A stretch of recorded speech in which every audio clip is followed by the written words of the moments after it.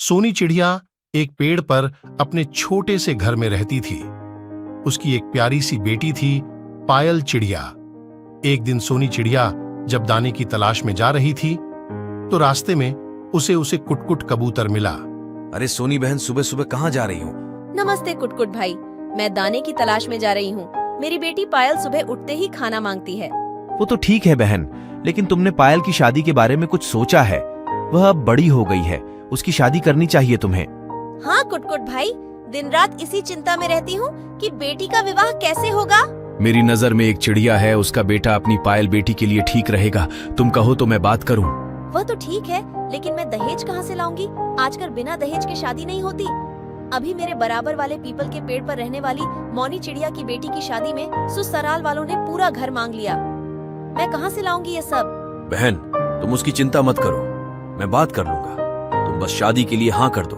ठीक है, जैसा आप ठीक समझे। कुछ दिन बाद सोनी चिड़िया अपनी बेटी पायल की शादी कर देती है। शादी के बाद पायल चिड़िया अपनी ससुराल जाती है।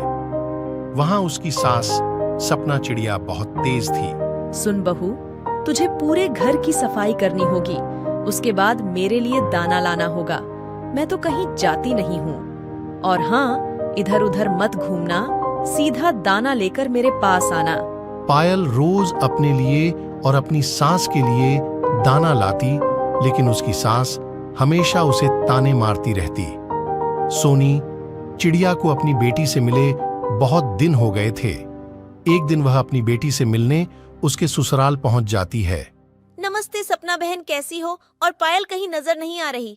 बाहर घूमने गई होगी तुम्हारी बेटी। किसी काम के लिए भेजो तो पूरा दिन लगा देती है। हमने तुम पर तरस खाकर बिना दहेज के शादी की, लेकिन बहू तो अच्छी मिलती। मेरे से उड़ा नहीं जाता। वह मेरे लिए दाना लेने गई है, अभी तक नहीं आई। पता नहीं क्या सिखाया है तुमने अपनी बेटी को। तभी वहां पायल आ जाती है। माँ को देखकर वह रोने लगती है।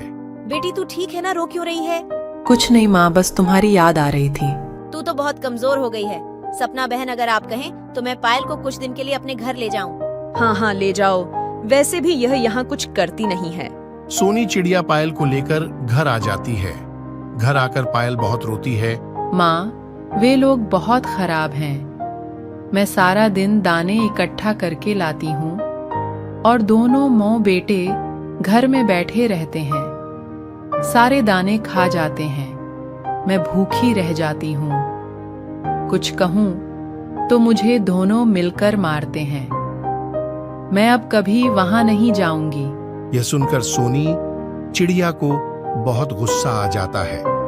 वह उसी समय कुटकुट कबूतर के पास जाती है।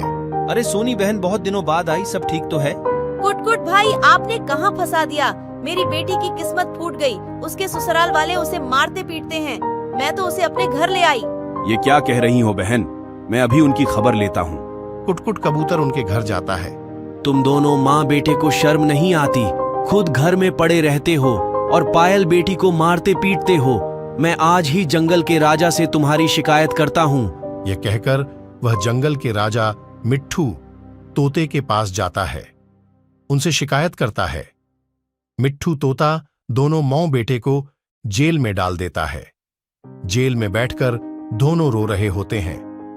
तभी पायल मिट्ठू तोते के पास जाती है। महाराज, मेरे पति और सास को छोड़ दीजिए। मिट्ठू तोता दोनों को बुलाता है। देखो, तुम्हारी बहू कितनी अच्छी है। तुम इसे मारते थे, फिर भी यह तुम्हें बचाने आ गई। बहू, मुझे माफ कर दे।